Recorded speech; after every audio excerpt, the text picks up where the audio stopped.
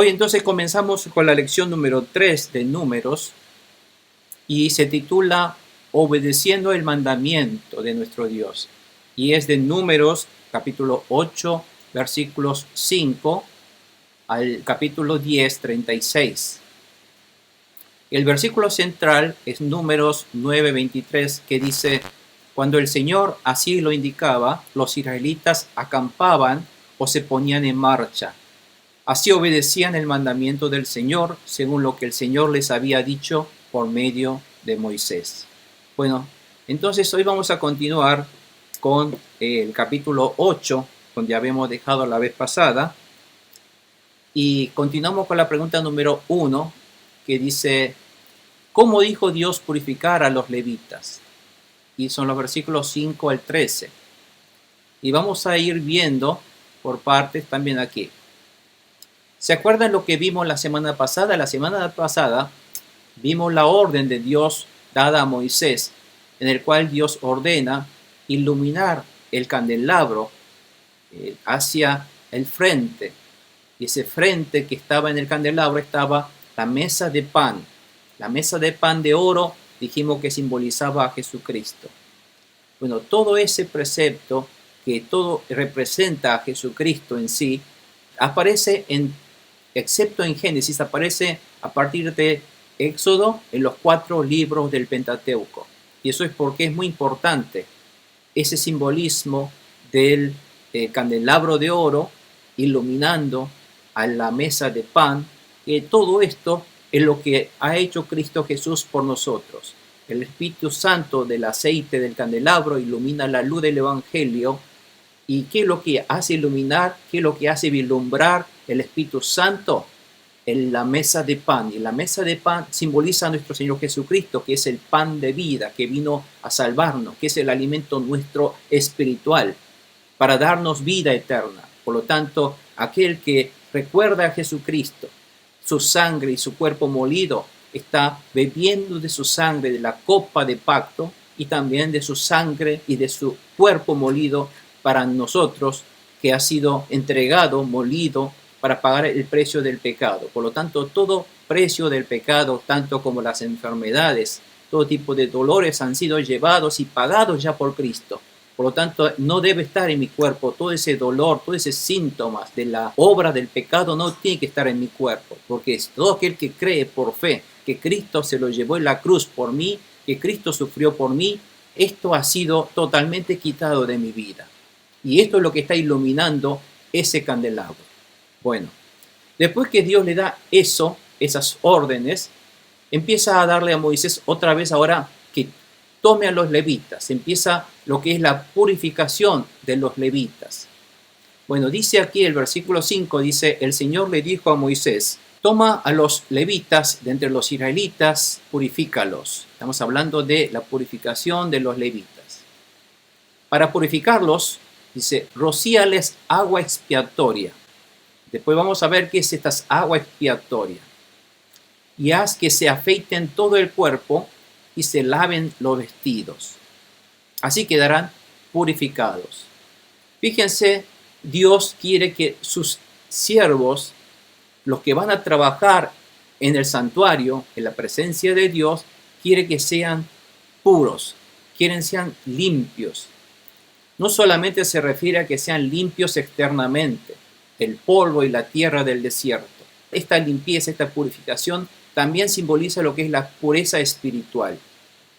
Y para poder purificarlo, tenía que rociar agua expiatoria. El agua expiatoria, después lo vamos a ver en Número más adelante, pero eso es lo que está aquí en Número 19, 2 al 9. Y el agua expiatoria, si ustedes lean por favor esta parte de Número 19, 2, 9, anótelo para después leerlo. Ahí van a ver que Dios le ordena que haga un sacrificio de una vaca de piel rojiza. No podía ser cualquier vaca, una vaca de piel rojiza. Es una vaca cuya piel es más colorada y también todo su pelaje es más que un marrón, es un color más marrón rojizo. Bueno, ese tipo de vacas no era muy común. Por lo tanto, esa vaca que era muy peculiar, Dios le ordena que tome esa vaca de piel rojiza para sacrificarlo y quemarlo todo su cuerpo en las afueras donde se quema esos animales. Esto Dios lo hace para que después con esa ceniza sea disuelto en agua para formar un agua expiatoria que Dios le dice que después va a usar para ciertos requisitos de purificación. Bueno, ¿qué significa todo esto? ¿Por qué Dios le hace hacer todas estas cosas extrañas a los israelitas? Es porque todo tiene su connotación espiritual. La vaca de piel rojiza simboliza a nuestro Señor Jesucristo. Todo su cuerpo lleno de sangre rojizo, ¿no es cierto? Debido a ese castigo que Él va a recibir en la cruz de Calvario. Y el sacrificio de Cristo que derrama su sangre en el cuerpo. Y también, si ustedes ven en la Biblia, la palabra dice que Él derramó toda su sangre y las aguas que salen líquido de su cuerpo, el agua de su cuerpo. Eso hace que a través de esa sangre de Jesucristo, ese agua que Él pierde, todos nosotros hemos sido limpiados de nuestros pecados. Por lo tanto, como simbolismo de esa purificación, Dios está haciendo preparar ese agua expiatoria. Y con ese agua expiatoria, lo que Dios está diciendo que va a purificar a los levitas. Los levitas van a tener que purificarse de esa manera. Y cuando Dios le dice, bueno, todos los levitas son míos, hay que consagrarlos, Dios le dice a Moisés, congrega a todos los levitas, que ellos empiecen a trabajar en mi santuario, en el tabernáculo. Pero los levitas van a tener que prepararse, purificarse ante Dios para poder servir a Dios. Significa limpiarse todas sus impurezas, todo su polvo, su mugre. Hay que limpiarlo. Y también hay que afeitarse todo el cuerpo. Y no es solamente afeitarse la cabellera como en el caso de los nazareatos, sino que hay que afeitarse todo el cuerpo. ¿Qué significa el de afeitarse todo el cuerpo? ¿Por qué tenían que raparse todos los vellos del cuerpo? Porque a pesar de que ellos se limpiaban con este agua expiatoria, todavía las impurezas podían quedarse pegados en sus pelajes sin poder limpiarse. Entonces, para eliminar totalmente todo tipo de impurezas de su cuerpo, tenían que afeitarse totalmente todos los vellos donde pudieran tener restos de impurezas. Esto nos da la pauta de con qué severidad debemos tomar en cuenta el de limpiar todas nuestras impurezas de nuestro cuerpo y todas las impurezas de nuestro corazón ante Dios. Nosotros no venimos así nomás ante la presencia de Dios para aprender la palabra, porque después de todo el día en el mundo y así sin poder purificarme vengo ante Él. No, Dios dice para que nosotros podamos venir ante la presencia de Dios, vengamos con todo nuestro corazón purificados, rasurados de todo tipo de impurezas en nuestro cuerpo. No solamente en nuestro cuerpo, en nuestro corazón ante Dios. Hasta los vestidos debemos lavarlos. Es decir, que seamos totalmente pulcros delante de Dios. Dios quiere que nosotros vengamos ante Él así de pulcros.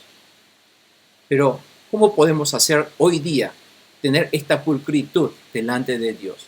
Tenemos que realmente afeitar nuestros vellos, tenemos que lavar nuestros vestidos. Eso no va a alcanzar, porque hay que purificar. Lo que más importa es nuestro corazón. Y esa purificación, hermanos, de nuestro corazón, no lo podemos lavar si no fuera por la sangre de Jesucristo. La verdadera manera de afeitarnos todo el cuerpo de nuestro espíritu es a través del profundo y sincero arrepentimiento, confiando y creyendo por qué Cristo murió y qué valor tiene esa sangre derramada en la cruz por mí. Todo eso tenemos que tomar en cuenta para poder arrepentirnos y limpiar nuestro corazón delante de Dios.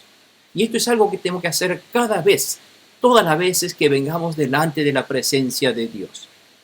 Dios no quiere que vengamos así nomás delante de Él. Tenemos que venir preparados de nuestro corazón. Por eso yo cuando le pongo al comenzar este video Zoom, le coloco ahí, por favor, preparemos con oración nuestro corazón y arrepentimiento delante de Dios para preparar el corazón ante Dios. Y eso tiene ese significado. No es para poder simplemente poner un cartel, porque esa es la verdad espiritual para que nosotros podamos venir en la presencia de Dios y para que podamos realmente ser bendecidos con la palabra de Dios. Así, dice, así recién quedaremos purificados. Dice la palabra de Dios, así recién quedarán ustedes purificados. Bueno, podrán decir, bueno, eso no era cosa que debían hacer los sacerdotes o los levitas de aquel tiempo. Pero, ¿nosotros qué somos? Hoy día nosotros somos una nación santa. Somos un linaje escogido, somos una nación santa. Somos sacerdotes que Dios espera que seamos. Dios quiere que cada uno de nosotros seamos ese sacerdote, ese levita que intercede para la obra de Dios entre el hombre pecador y para Dios. Somos nosotros los que creemos, tenemos que interceder, somos los intercesores, somos el real sacerdocio delante de los demás. Por eso, no solamente aquellos levitas son los levitas, sino hoy día le dije que todos nosotros también somos hoy día esos levitas espirituales, somos esos sacerdotes espirituales. Pero no basta con solamente limpiarnos y arrepentirnos, sino, ¿qué más dice? Dice el versículo 8, luego ustedes tomarán un novillo y una ofrenda de flor de harina amasada con aceite. ¿Se acuerdan para qué era esto? Esto ya ahora empieza una ofrenda de sacrificio delante de Dios. Una ofrenda, tenemos que entregar ahora, primeramente la preparación de nosotros, nuestro corazón. Pero ahora no basta con preparar nuestro corazón. Ahora lo que tenemos que hacer es ahora entregar a Dios. Esa entrega a Dios se hace a través de esos sacrificios, que hoy día ese sacrificio espiritual lo damos con nuestro corazón arrepentido, limpiado, para que sea de un aroma agradable, aceptable ante Dios. Nosotros tenemos que venir con ese corazón agradable ante Dios. Y eso se hace para un sacrificio de ¿qué? Primeramente, tú por parte tomarás un novillo. Esto es para Moisés, le dice. No solamente los levitas van a tener que hacer eso.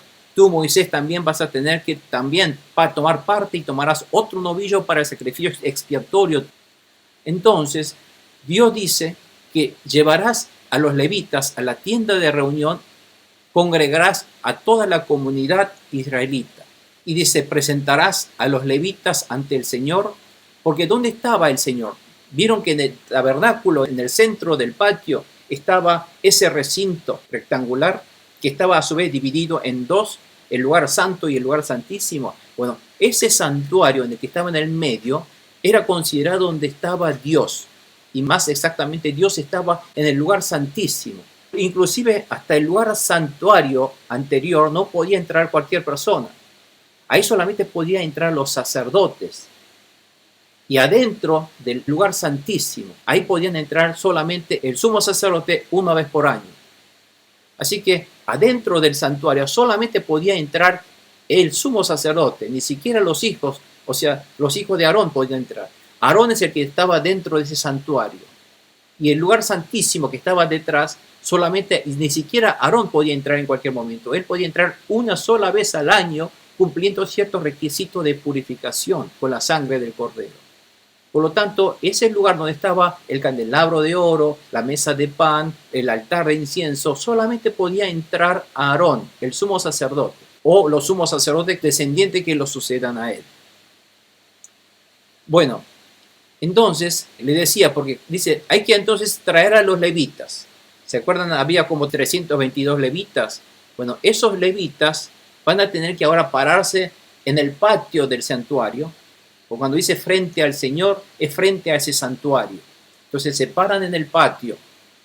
Entonces, a esos levitas hay que llamar a toda la comunidad de israelitas y ellos le van a imponer las manos a los 322 levitas. Y aquí, a esta altura, ¿no se le van a surgir alguna pregunta o duda? ¿No tienen duda al respecto? ¿No? ¿Se entiende todo esto? Ahora le hago la pregunta a ustedes.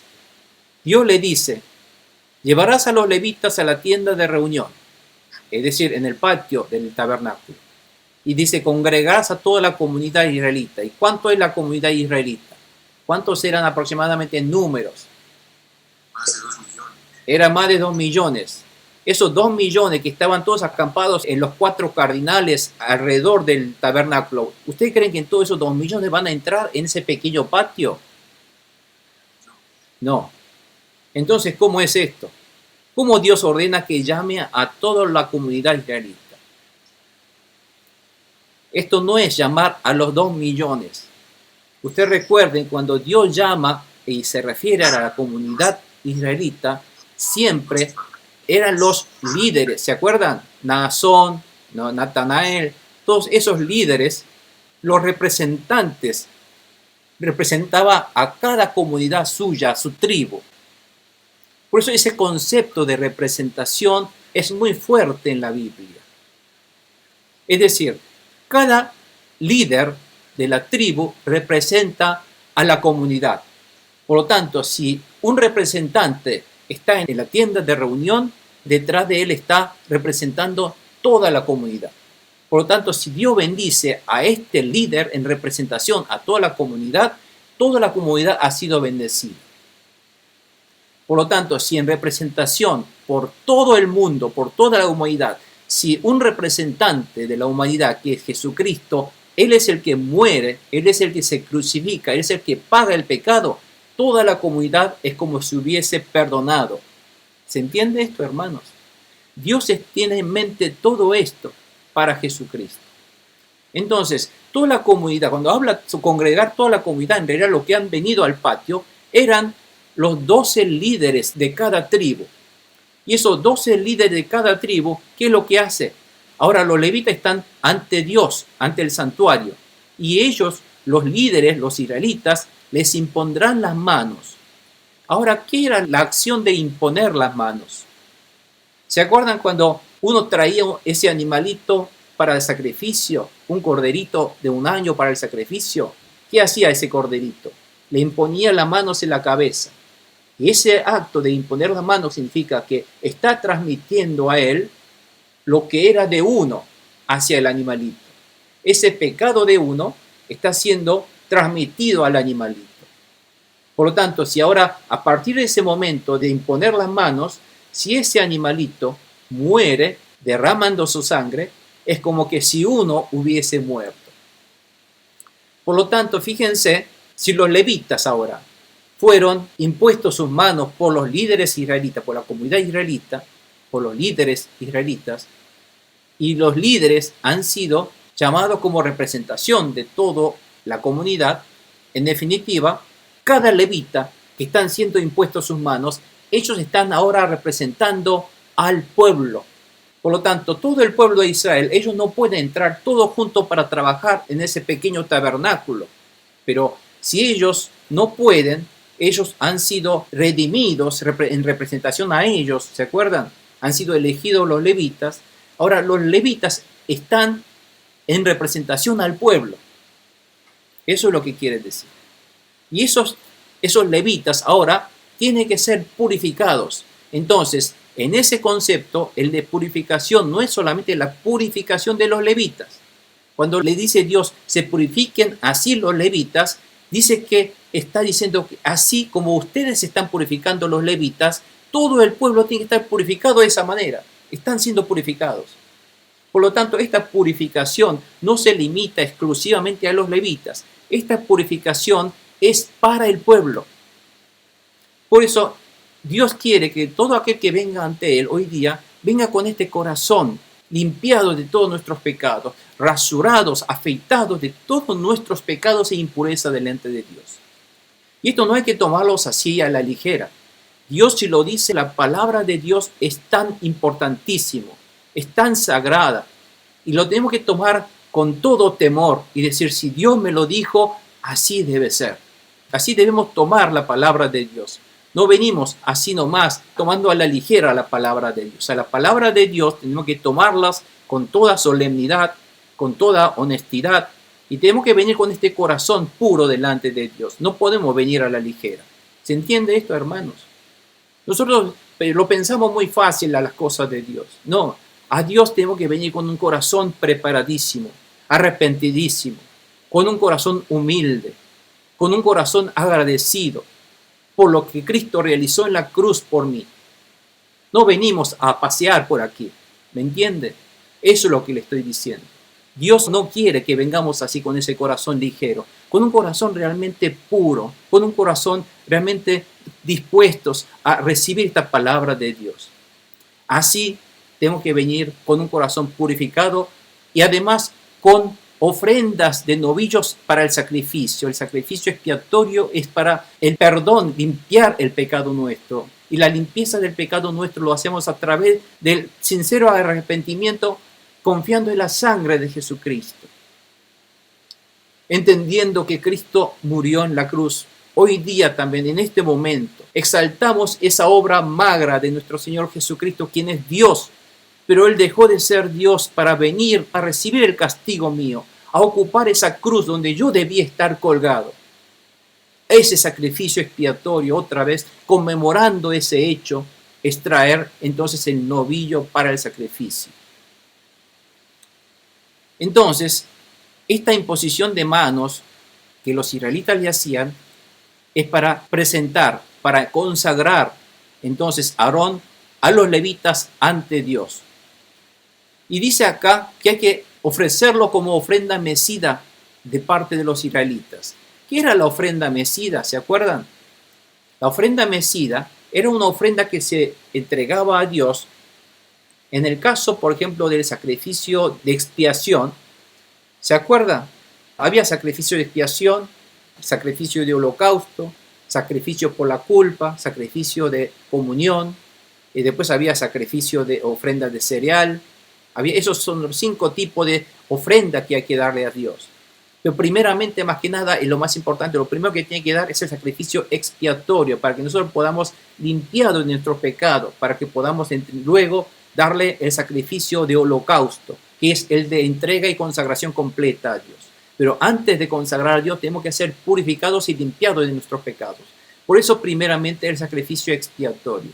Pero el sacrificio expiatorio, ¿se acuerdan? Era sacrificar ese animal, era salpicar y rociar en el altar y en las cortinas del santuario con la sangre 7 veces del animalito sacrificado.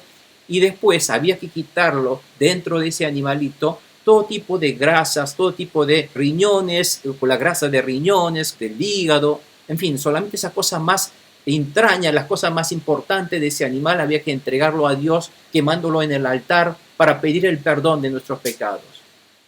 Pero además, después, en el caso de sacrificio expiatorio, el resto del animal tenía que sacarlos fuera del campamento, donde debía ser quemados en ese lugar donde se desechan todos. ¿Eso por qué? Porque se representa eso que cada uno de nosotros debíamos ser desechados, quemados en la hoguera del infierno. Eso es lo que representa, pero que Dios nos ha salvado. Pero en el caso de los levitas, cuando los levitas entregan el sacrificio expiatorio, no es así, es diferente.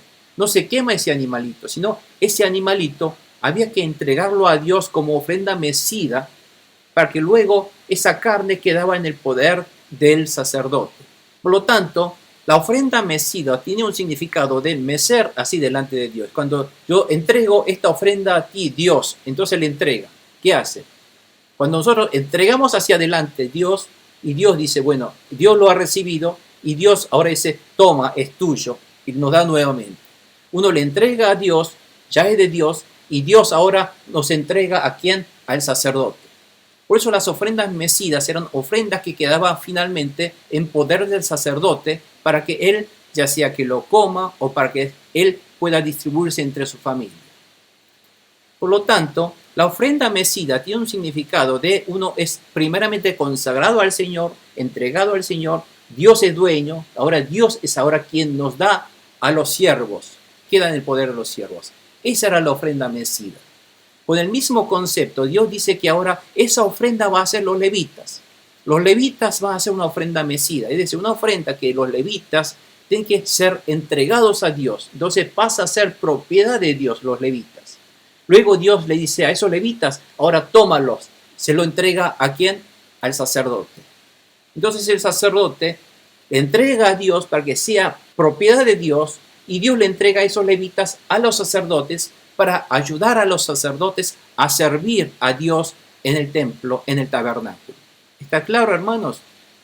No es que empiezan a sacudir así a los levitas, porque muchos interpretan mal esto y creen que hay que sacudir a los levitas. No, este es el significado, es el simbolismo de que los levitas van a tener que entregar al Señor, pero serán entregados luego, Dios le da a los sacerdotes. Por eso, a partir de ese momento, los levitas pasan a ser servidores del templo en el tabernáculo de Dios. ¿Y qué tiene que ver eso hoy día con nosotros? Nosotros también hoy día tenemos que entregar nuestra vida, consagramos nuestra vida a Dios. Y Dios nos entrega ¿a quién? ¿Quién es el verdadero sacerdote? ¿Quién es el sacerdote hoy en día nuestro? El sumo sacerdote, Jesucristo. Por lo tanto, nosotros entregamos a Dios y Dios nos entrega al sacerdote, quien es Jesucristo, para que sirvamos a Jesucristo, para que sirvamos al Evangelio de Jesucristo. Por lo tanto, todos nosotros somos unos levitas, somos una nación santa, una nación de real sacerdocio. Todo esto de números está relacionado con Jesucristo y cada uno de nosotros hoy día que somos ahora siervos de Cristo, somos soldados de Cristo, estamos sirviendo a Cristo. Y todo este candelabro, el Evangelio, el Espíritu Santo, es lo que hace iluminar esta verdad de Cristo, para que nosotros seamos siervos de Cristo. Bueno, esto es lo que significa la ofrenda mecida de parte de los israelitas. Así quedarán consagrados al servicio del Señor. Recién quedan así consagrados al servicio del Señor. Dice en el versículo 12, los levitas pondrán las manos ahora sobre la cabeza de los novillos y tú harás propiciación por ellos ofreciendo un novillo como sacrificio expiatorio y otro como holocausto. Aquí le dije primeramente el expiatorio y después el holocausto, porque tenemos que limpiarnos primeramente, después para consagrar completamente nuestra vida enteramente al servicio del Señor. Y hará que los levitas se pongan de pie frente a Aarón y sus hijos y los presentarás al Señor como ofrenda mecida, y está el significado de la ofrenda mecida. Si no es mecida, hay que sacrificar a esos siervos y con su sangre hay que entregar a Dios, pero no es eso. Dios está diciendo, por eso en los sacrificios expiatorios de los levitas, Dios le dice que hay que mecer ese animalito cortado. No hay que quemarlos, no hay que sacrificarlos, porque ellos van a servir al Señor. Y aquí le hablé acerca del agua expiatoria ya, que significa con qué debemos purificar, y eso significa la sangre y el agua y la obra que Dios, Cristo Jesús, realizó en la cruz para limpiar, purificar nuestro corazón, nuestro espíritu, que hoy día tenemos que limpiarnos, arrepentirnos sinceramente para venir ante la presencia de Dios, con todo respeto y solemnidad. Después, los sacrificios de expiación por los hijos de Aarón no se quemaba afuera del campamento, sino que las partes restantes del sacrificio se debía comer en el santuario. Y esto, lo que yo le decía, está en el Levítico 6:26. Para los sacerdotes no se quema en las afueras del campamento. Solamente para los sacerdotes, para los levitas, hay que entregar solamente las entrañas, las grasas, pero después hay que comerlo dentro del santuario. No podía comer en otro lugar, en el lugar santo, porque eso se hizo santo. ¿Está claro? Vamos a la pregunta número 1 siguiente. Dice, ¿cuál es la razón? Dice, que se purifique así. Dice Dios, de este modo apartarás a los levitas del resto de los israelitas para que sean míos. Aquí habla otra vez que los levitas son parte de la propiedad de Dios ahora. Son míos, dice Dios. Los levitas son míos. Después que hayas purificado a los levitas y los hayas presentado como ofrenda mecida, ellos irán a ministrar ahora recién en la tienda de reunión. Antes no se podía. Recién están ahora aptos para seguir trabajando y sirviendo a Dios. Y esto es a través de un corazón puro, arrepentido delante de Dios para que podamos servir ante Dios. Ese es el servicio. De todos los israelitas, ellos me pertenecen por completo, dice. ¿Por qué viene? Porque ellos son mi regalo especial que se lo da a los sacerdotes. Dice Dios, los he apartado para mí en lugar de todos los primogénitos de Israel. ¿Se acuerdan? Ellos están representando a los primogénitos de Israel. Los primogénitos de Israel son lo que representa a todo Israel, a toda la familia israelita. Dice, ¿por qué mío es todo primogénito de Israel? Ya sea hombre o animal. Primogénito dijimos que es lo que representa a toda la familia. Dios dice que el primogénito de Israel es de Dios. Es decir, todos los primogénitos han sido salvos, debían morir, pero Dios los salvó. ¿Se acuerdan de las Pascuas cuando salían de Egipto? Por esa salvación, por la sangre del corderito pintado en el marco de la puerta, todos los primogénitos pasó a ser propiedad de Dios. Es decir, todo lo que es salvo por la sangre del cordero ha sido propiedad de Dios, ha sido pasado a ser propiedad de Dios. Esto simboliza también que cada uno de nosotros pasamos a ser propiedad de Dios. Somos de Dios, somos hijos de Dios. Por lo tanto, somos una propiedad de Dios. Dios es mi dueño. Dice, sin embargo, he tomado a los levitas en lugar de todos los primogénitos de los israelitas y se los he entregado a Aarón y a sus hijos como regalo. ¿Para qué? Para que ellos, los levitas, trabajen en la tienda de reunión. ¿Eso qué significa? En realidad, todo el pueblo de Israel tenía que servir a Dios en la tienda de reunión. Pero por razones de espacio, por razones prácticas, no puede hacerlo. Pero Dios dice, bueno, en representación a ellos serán los primogénitos. Y los primogénitos serán entonces representados por los levitas. Por lo tanto, el hecho de que los levitas sirvan a Dios significa que el pueblo de Dios está sirviendo a Dios en su representación. Los levitas ministrarán en la tienda de reunión en favor de los israelitas. Fíjense, ellos están trabajando en favor de los israelitas. Están en representación a los israelitas y harán propiciación por ellos.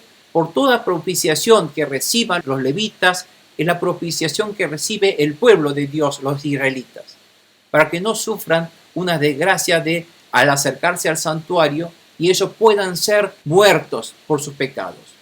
Aunque el pueblo de Dios estén cosechando, estén criando ganados para ganarse la vida, pero si en su lugar están los levitas, están propiciando por el pecado del pueblo, si bien ellos están trabajando, está en lugar de ellos propiciando el pecado, poniendo las manos sobre el animalito. Por lo tanto, ellos son que reciben ese beneficio de la expiación. Este concepto es lo que se está asociando con Jesucristo. Lo que Cristo hizo por nosotros, si bien nosotros hoy día cada cual trabajamos en el trabajo, en las obras que estamos haciendo, en lo que fuere, pero Cristo fue el que en representación mía, ni bien yo ni siquiera me daba cuenta, estaba trabajando por mi cuenta para ganarme mi vida, en el negocio, en la escuela, en fin, pero en mi lugar alguien lo estuvo haciendo, un levita, un sacerdote. ¿Quién es? Jesucristo. Jesucristo es el que murió en la cruz por mí. Esa representación, esa idea de representación de la expiación, de la redención, está todo asociado en estas palabras de Dios. Y aquí hay una cosa que quisiera recalcar, es el significado de la ofrenda mecida que yo le dije. La palabra, la ofrenda, porque en Reina Valera no aparece como ofrenda mecida, simplemente dice que entregue a los levitas como una ofrenda a Dios. Pero la palabra ofrenda utilizada, aquí se utilizó la palabra hebrea tenufá. La tenufá significa ofrenda mecida justamente. Por eso la Nueva Versión Internacional lo aclara, agrega diciendo que entrega a los levitas como ofrenda mecida al Señor, porque es una ofrenda tenufá. Y la ofrenda tenufá o la ofrenda mecida es una ofrenda que se entrega a Dios, pero luego Dios le entrega de vuelta al sacerdote. Es lo que Dios ha hecho con cada uno de nosotros, porque cada uno que se entrega a Dios en consagración, su vida ahora a Dios le ha sido entregado a Cristo, nuestro real sacerdote, el verdadero sacerdote, sumo sacerdote que es Jesucristo, para que nosotros sirvamos a Jesucristo, mi real sacerdote, para la obra de Dios. Por lo tanto, los levitas son propiedad de Dios porque representan a los primogénitos que son de Dios. Así nosotros también hemos sido salvos y comprados por la sangre de Jesús, por lo tanto pasamos a ser propiedad de Dios. Por consiguiente, debemos vivir para el servicio de Dios y para su gloria, sirviendo a nuestro Rey, verdaderamente el real sacerdote, quien es Jesucristo. Vamos a la pregunta número 2. Dice, ¿cómo obedecieron Moisés, Aarón y toda la comunidad de Israel los mandamientos acerca de los levitas? Así lo hicieron Moisés, Aarón y toda la comunidad de Israel. Los israelitas hicieron todo lo que el Señor le había mandado a Moisés en cuanto a los levitas, los cuales se purificaron y lavaron sus vestidos. Aarón los presentó ante el Señor como ofrenda mecida e hizo propiciación por ellos para purificarlos. Después de esto, los levitas fueron a la tienda de reunión para ministrar allí bajo la supervisión de Aarón y de sus hijos. De este modo se cumplió todo lo que el Señor le había mandado a Moisés en cuanto a los levitas. Fíjense que están ahora obedeciendo todo como Dios manda. De igual manera debemos obedecer hoy día. Amados hermanos, hoy día nosotros también tenemos que obedecer, hacer esto toda vez que venimos ante Dios con un corazón de purificación ante Dios. Por eso tenemos que orar antes de venir a la presencia de Dios. Espiritualmente debemos purificarnos para Dios. Exactamente esto. O sea, cuando nosotros venimos ante la presencia de Dios, recuerden, conmemoren todo esto que Dios mandó a los levitas, a Moisés, en este momento. Siguiente pregunta número 2 dice, ¿cuáles eran los límites de edades para el servicio de la tienda de reunión? ¿Por qué habrá establecido dicha limitación? Dice en el versículo 23, el Señor le dijo a Moisés, esta es la ley que se aplicará a los levitas. Para el servicio de la tienda de reunión se inscribirá a los que tengan 25 años o más, pero cesarán en sus funciones y se jubilarán cuando cumplan los 50. Entonces, ¿cuáles eran las edades que Dios está diciendo que deben trabajar los levitas en el templo, en el santuario, en el tabernáculo? De 25 a 50 años. Esas son las edades que Dios le autoriza a que empiecen a trabajar. Después de lo cual podrán seguir ayudando a sus hermanos en el ejercicio de sus deberes de la tienda de reunión, pero no estarán a cargo del ministerio. O sea que uno se jubiló después de 50 años, pero eso no quiere decir que después se va a liberar, se va a olvidar del templo. Pueden seguir ayudando, pero no directamente, sino indirectamente ayudando a sus hermanos que sí están trabajando todavía dentro del santuario. Pero ellos seguirán trabajando indirectamente. Estas son las obligaciones que asignarás a los levitas. Está Dios limitando las edades. Acá vemos una cosa que un poco difiere a lo que Dios dijo en el capítulo 4. Estamos en el capítulo 8 y parecería que uno está contradiciendo con el capítulo 4. ¿Se acuerdan? En el capítulo 4 Dios dijo que empiecen a contar a los levitas desde los 30 años a 50 años. ¿Se acuerdan? En el capítulo 4. ¿Sí? Bueno, si no acuerdan, lean esta parte de Números 4, 3 al 49. Ahí Dios, para hacer el censo de los levitas, dice que empiezan a contabilizar de 30 a 50 años los levitas. Pero para que empiecen a trabajar, Dios le dice que empiecen a ahora trabajar, consagrar desde los 25 a 50 años. ¿Qué es esto? ¿Un error? ¿Una contradicción? ¿O que se le pasó a Dios? No. Lo que realmente trabaja en el santuario son de 30 a 50 años. Son de 20 años de servicio en el santuario de Dios. Pero entonces, ¿qué pasa? ¿Por qué pueden entrar los que son 25 años? Porque uno cuando cumpla 30 años no es que va a empezar a trabajar de partir de los 30 años. ¿Por qué? Porque el trabajar en el santuario hay que cumplir todos los requisitos de Dios, aprenderse todos sus preceptos. Por lo tanto, no se debe cometer errores.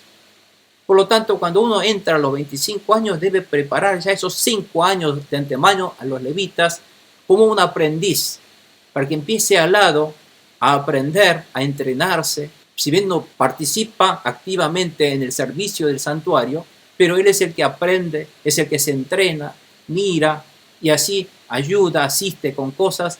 Y entonces de esa manera, como aprendiz, Dios quiere que a los 25 ya empiecen a servir, pueden empezar a servir en tiendas de reunión. Pero este límite de edades de 25 años, si ustedes leen en Primera Crónica, o sea, más adelante en la historia del pueblo de Israel, ahora esto baja a 20 años. O sea, Dios hace preparar que más joven todavía, desde los 20 años, empiecen ya a practicar, que la vida del aprendiz va a ser durante los 10 años, hasta cumplir los 30 años, para que a partir de los 30 años, ya sabiendo con todos los preceptos, sin cometer errores, empiezan a servir en el santuario a partir de los 30 años hasta que cumpla los 50. Estos son los límites. ¿Está claro, hermanos? Bueno, ¿cuáles serán los límites ahora? ¿Por qué habrá establecido todas estas limitaciones? Quiero que ustedes recuerden, ahora cuando aprendimos en Éxodo 19:6, Dios tiene en mente esta palabra que le dijo a Moisés. Ustedes, Dios salvó al pueblo de Israel sacó de Egipto al pueblo de Israel, y la intención de Dios fue que ustedes serán para mí un reino de sacerdotes y una nación santa, dice. Desde Éxodo, Dios está diciendo, el propósito de Dios de habernos llamado es para convertirnos en una nación santa, en un reino de sacerdotes. O sea, esto es realmente lo que Dios quiere de nosotros. También en el Nuevo Testamento, 1 Pedro 2:9, también dice lo mismo. Pero ustedes son linaje escogido, un real sacerdocio. El pueblo de Dios es un real sacerdocio. Somos sacerdotes. Somos una nación santa. Un pueblo que pertenece a Dios para que proclamen las obras maravillosas de aquel que los llamó de las tinieblas a la luz admirable. Esa es la obra que Dios quiere hacer con todos nosotros.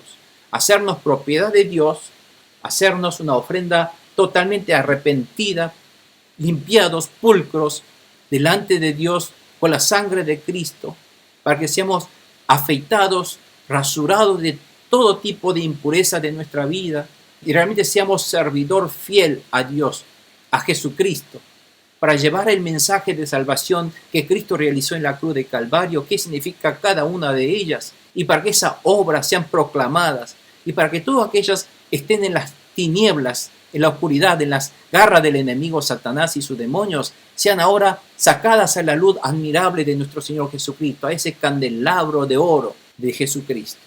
Esa es la obra que Dios quiere realizar a través de nuestras vidas. Amén, hermanos. ¿Entendemos ahora cuál es el mandamiento que debemos obedecer? Esta es la palabra que Dios quiere que nosotros hoy día, tanto a ti, mi hermano, y a mí, nos quiere dar para que seamos obedientes al mandamiento de Dios, de servir a la obra de Dios que es nuestro Señor Jesucristo. Y todo número se refiere a quién. Por eso le digo que todo el Antiguo Testamento está enfocándose a Jesucristo. Dice que todos los caminos conducen a Roma. Bueno, todo el Antiguo Testamento conduce a Jesucristo.